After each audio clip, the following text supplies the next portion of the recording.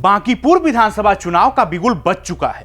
प्रशांत किशोर ताल ठोकते हुए नजर आ रहे हैं। इसी बीच खबर आ रही है कि राहुल गांधी पटना जाने वाले थे, वहां छात्रों के प्रदर्शन में शामिल होने के लिए, पर मामला कुछ और ही हो गया। चुनावी आचार संहिता की वजह से यह प्रोग्राम टल गया, पर इसका असली कनेक्शन तो प्रशांत किशोर से है, जो बांकीपुर से विधानसभा का उपचुनाव लड़ रहे हैं। पीके को लेकर आरजेडी और कांग्रेस का गठबंधन खतरे में है। कांग्रेस के लोग पीके के समर्थन की बात कर रहे हैं, तो आरजेडी ने तो अपना उम्मीदवार ही उतार दिया, पर पार्टी के कई मुस्लिम नेता इस फैसले के खिलाफ हैं। वे चुनाव को बीजेपी बनाम प्रशांत किशोर बनाना चाहते हैं। क्या यह हो पाएगा? क्या बीजेपी के उम्मीदवार अभिषेक सिन्हा नीतीश से आशीर्वाद लेने को बेताब दिख रहे हैं? बताएंगे आज की कहानी में विस्तार से। नमस्कार, मैं हूं मुचकुंद राय और आप देख रहे हैं भारत एक्सप्रेस। बिहार में विधानसभा चुनाव पिछले साल नवंबर में हो गया, जहां एनडीए की बम्पर जीत हुई। इसमें महागठबंधन का हाल बेहाल रहा। उसके बाद तो बहुत कुछ बदल गया।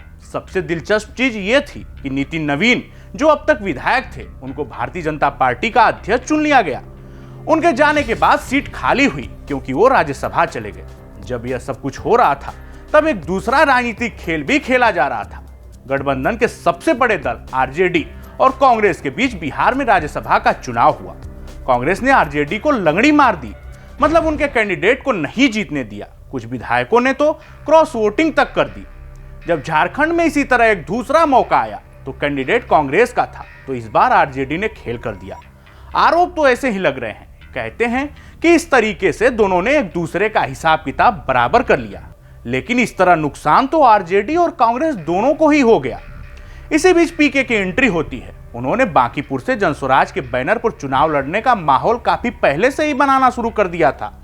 मतलब उन्हें यह लगा कि विधानसभा चुनाव में जो उन्होंने कहा था कि वह तेजस्वी के खिलाफ चुनाव लड़ेंगे और जीतेंगे, ऐसा नहीं कर उन्होंने जो गलती की, उस गलती को आगे बढ़कर अब सुधार लिया जाए। तो पीके अब चुनावी मैदान में है। अब बात आती है पीके के कांग्रेस से रिश्ते की। प्रशांत किशोर और प्रियंका गांधी के रिश्ते कैसे रहे हैं, यह तो जग जाहिर है। मतलब दोनों के संबंध काफी अच्छे हैं।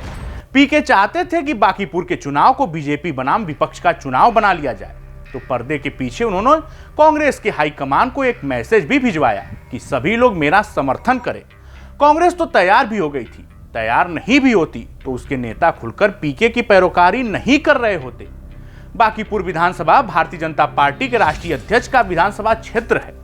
अगर वहां पर पीके भारतीय जनता पार्टी को हरा दिए तो सोचिए इसका मैसेज कितनी दूर तक जाएगा।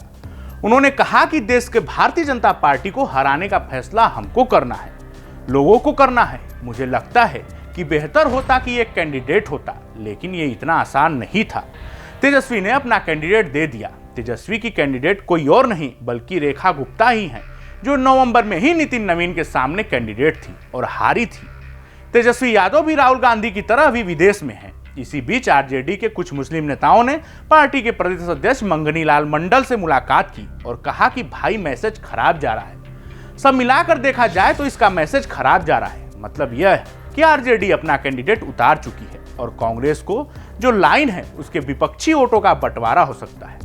पीके शिक्षित व्यक्ति है और लोग कहते हैं कि बांकीपुर विधानसभा क्षेत्र है, वहां पे शिक्षित लोग ज्यादा हैं, तो इसमें कोई शक नहीं कि प्रशांत किशोर एक मजबूत कैंडिडेट तो हैं। इसमें तो कोई शक नहीं, कोई नहीं बोल सकता। भारतीय जनता पार्टी के भी लोग बोल रहे हैं, वर्कर बोल रहे हैं कि भाई मजबूत कैंडिडेट है। बांकीपुर की जनता आपको तैयार बैठी है कि इस बार भारतीय जनता पार्टी को इंजेक्शन देने के लिए जनता बिल्कुल परेशान है। भारतीय जनता पार्टी का जो एजेंडा बिहार में चल रहा है, उससे यह साफ होता दिख रहा है कि बीजेपी इतनी आसानी से चुनाव हारने वाली तो नहीं है।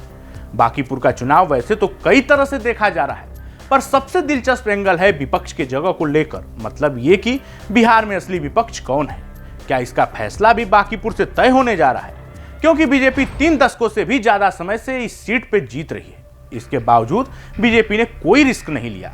उसने एक कायस्थ कैंडिडेट अभिषेक कुमार सिन्हा को ही अपना उम्मीदवार बनाया, क्योंकि उसने सामने प्रशांत किशोर कैंडिडेट के तौर पर हैं। अब विपक्ष के सामने चुनौती यह है कि अगर तेजस्वी की पार्टी जीत गई या फिर दूसरे नंबर पर रही, जैसे पिछले चुनाव में थी, तो फिर तो उनकी इज्जत बच जाएगी। लेकिन अगर कहीं से भी प्रशांत किशोर ना जीतते हुए भी दूसरे नंबर पर आ गए और मजबूती से टक्कर दे दिया, तो बीजेपी को तो फिर तो वह कहते फिरेंगे कि बीजेपी से सिर्फ हम ही लड़ सकते हैं। इसलिए विधानसभा चुनाव तक नीतीश कुमार को लेकर तरह तरह की बातें कहने वाले प्रशांत किशोर अब उनके नाम पर ही वोट मांग रहे हैं। वह कह रहे हैं कि नीतीश कुमार के नाम पर जब वोट मिला था पिछले चुनाव में तो सम्राट सीएम क्यों, मतलब बीजेपी जेडीयू के भीतर की जो खींचतान है साथ रहने के बावजूद भी उसका वो फायदा उठाना चाहते हैं और नीतीश के नाम पर गैर यादव ओबीसी वोटर्स की गोलबंदी भी चाहते हैं।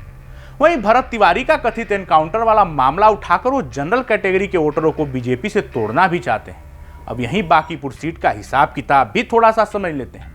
हिसाब किताब जाति का, क्योंकि बगैर उसके राजनीति अब तक तो बिहार से दूर की कौड़ी रही है। 3 बड़े जो वोटर समूह हैं बांकीपुर सीट पर हैं, उनमें पहला तो कायस्थ समाज का है जो करीब 58,000 वोट है। वहीं राजपूतों की संख्या 31,000, जबकि वैश्य समुदाय की संख्या 58,000 के आसपास है। बीजेपी ने कायस्थ दिया तो आरजेडी ने वैश्य को उतारा। जाति के आधार पर तो प्रशांत तीसरे नंबर की लड़ाई लड़ रहे हैं, लेकिन वह जब कहते हैं कि इस चुनाव से सरकार बनाने बिगाड़ने का फैसला नहीं होने वाला है तो यह कहकर जाति की इस गोलबंदी को तोड़ना चाहते हैं। पर पिछले चुनाव में उनकी हालत बुरी तरह खराब रही। प्रशांत का अपना पर्सनल करिश्मा तो है ही, उससे यहाँ कहाँ इंकार है। प्रजाति का जो चक्रव्यूह है उसे क्या इस बार भी प्रशांत भेद पाने में कामयाब होंगे या फिर बिहार की राजनीति जैसी चलती है वैसी ही चलेगी। इस जानकारी में फिलहाल इतना ही। ऐसे ही तमाम खबरों के लिए देखते रहिए भारत।